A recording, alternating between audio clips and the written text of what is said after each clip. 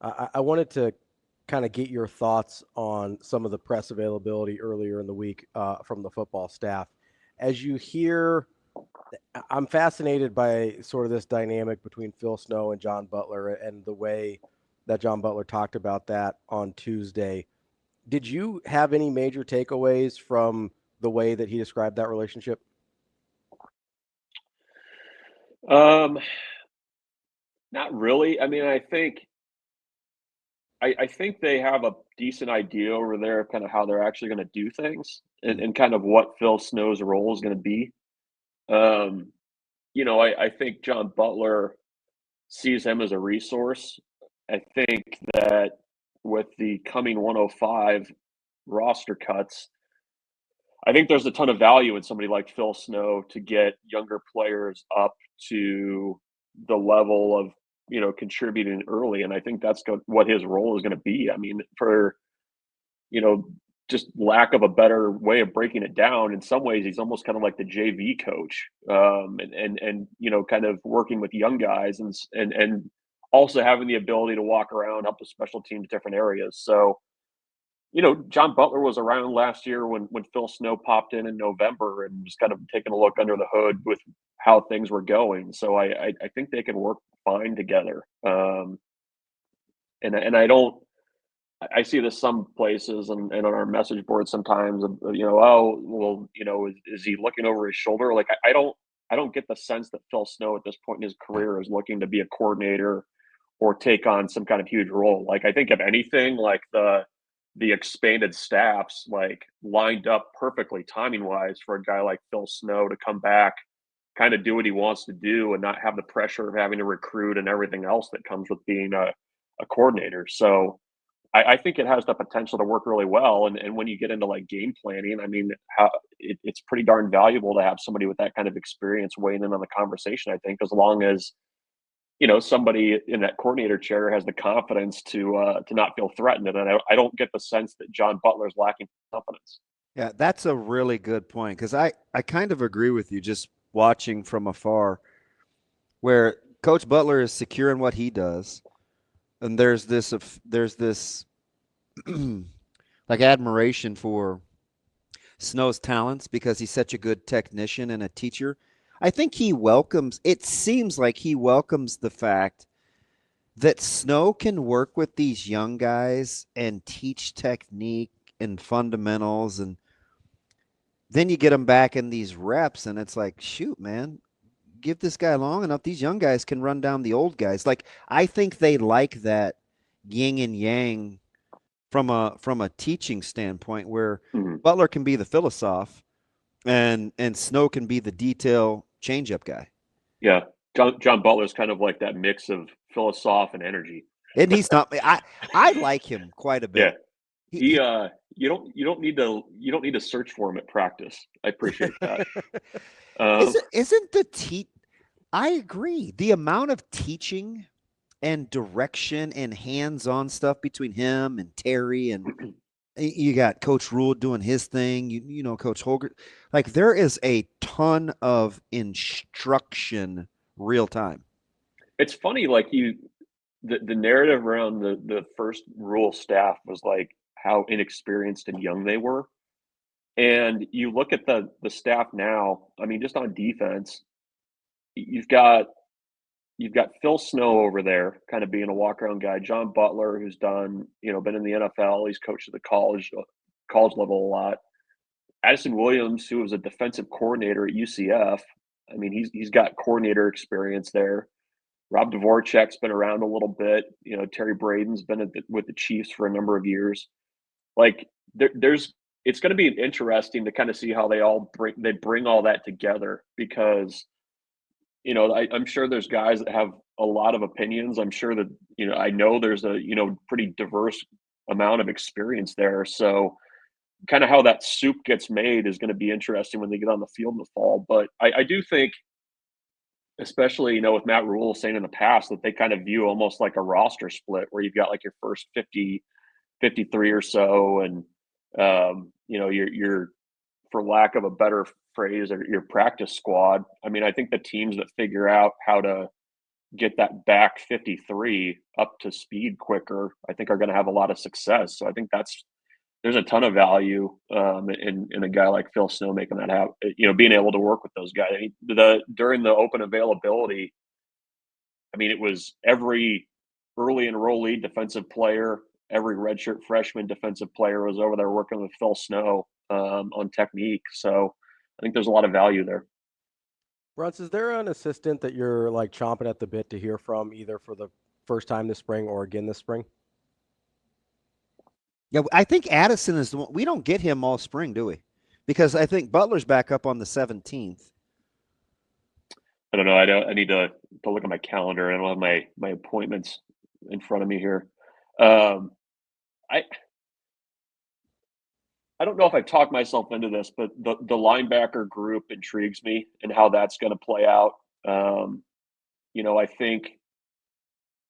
I think getting right back for a seventh season, I think was really big with that group. I think you've got Shavers, you've got um, you know you've got a few veteran guys there. You also have kind of the next group of guys that have been around for a long time but haven't really done much at the linebacker spot. Then you've got the young guys behind them. I mean, I'm curious to hear from Rob Dvoracek about how that's going to play out. I think certainly the defensive line deserves a lot of attention, but that second level intrigues me with how that group kind of is going to come together. So I guess Dvoracek, is that a off the wall answer? No, that's a good one. You're the only person in 3 weeks that's brought him up. When I said Bruntz, the question that I was asking guys is, hey, what position group would you spend the most time with if you wanted to learn and cover the content for the rest of the spring? And it's the only group you could go with. And I said I would take the second level guys. And I get it. The D line's interesting. O line's interesting. There's plenty of DBs to talk about. Wide receivers is interesting. But I'm with you. I think the second level is going to be crucial to how this team, their ceiling defensively. I think a lot of it has to do with the guys at the second level. And I have a huge affinity for Dvoracek. So it just kind of fits my eye. Well, I don't know that we talk enough about like the work that they've done in developing linebackers that were kind of not in the picture, right? Like you went that first year where Bayer wasn't even on the radar, and he's, all of a sudden, a very coveted linebacker 2 years later in the portal.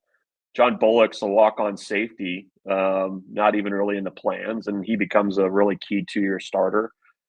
I'm eager to see if there's kind of that next person that they add to the mix there to bring along. I mean, I think there's candidates, but how they are able to get to 3 or 4 guys in the rotation in that middle line, or that inside linebacker group, I think is going to be probably maybe under the radar storyline going into the fall, because I think they can get by with 3, but if you get to 4 and 4 guys you can truly rely on, I mean, I think the defense would be much better for it. Bruntz, is there a position group that you are comfortable giving benefit of the doubt to yet?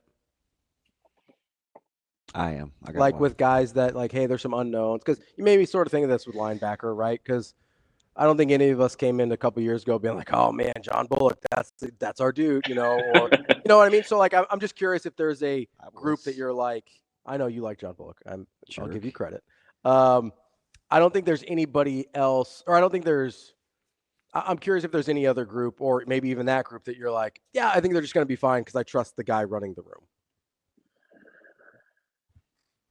Well, I think defensive back, they'll be okay because just the volume of guys there. Like, there's going to be 5 guys that are going to come out of that mix, and I think you feel pretty good about. I think you feel good about the young guys in that group too. And I think we were talking about this on our podcast yesterday. I don't know that there's, I think we kind of get maybe a little lazy and say like, okay, well, they've got veterans at this group, so the veterans are going to be the guys in the fall. And I don't know that that's necessarily the case there. But I think with that group, when you've got a dedicated position coach, you've got a coordinator that's spending a lot of time with that group as well. And I just think they're going to be okay on the back end of that defense. I mean, I think they'll be fine. So I will give the benefit of the doubt to the defensive backs at this point. I obviously did not. I'm curious to know what you guys think because I have one. I got one. Go ahead. You want to count to 3? Yeah. Hey, Bruntz, we're kids. Can you tell okay. at the job? You ready? Yeah. 1, 2, 3. Offensive Tight ends. line. I'm going with tight ends, Bruntz. They get the benefit of the doubt from me. Okay. Everybody has gotten better on Sat's watch, and I think it's a good group. He's got a good mix of old heads and a couple of newbies that he's got to work in. I'm going to give the tight ends the benefit of the doubt. Borkacher got better. Lindemeyer certainly got better. I'm going with tight ends. That's a good one. And nobody's going to think of them either, so that's full. That's why you like. That's why I like him.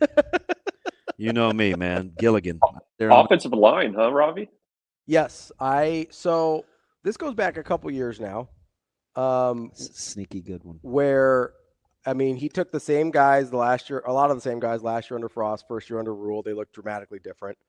They lost at one point 3 offensive line starters during the season that first year with Rhule, and it didn't really seem to matter. He had guys ready to play and ready to go.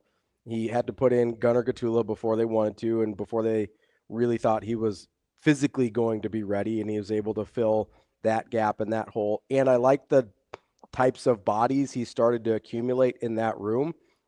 Outside of maybe running back, he's had, I think, the most difficult time in terms of dealing with consistent injuries on that offensive line or guys being unavailable, like with Mazuka last year, who was in and out and in and out. I think he's done a really, really good job, and there's not really a noticeable drop-off when he has to put different guys in there. He probably is going to get a lot more help from the play calling, too, I think. Like, that's probably be more in sync. Something I'm intrigued by going forward. So, good answers. All good answers, guys. There's no wrong answer in spring ball. Good job by us. I'm proud of us. Hey, how about let me get you out on this, Brunsey, just while we're on offensive line, because I kind of like that answer too. I do think guys get better on Coach Raiola's watch. How many guys, let's say, I'm not even going to count Teddy and Turner. Does it seem like, what's a number of guys that you've either seen play or you think can play that this offensive line would be able to trot out there?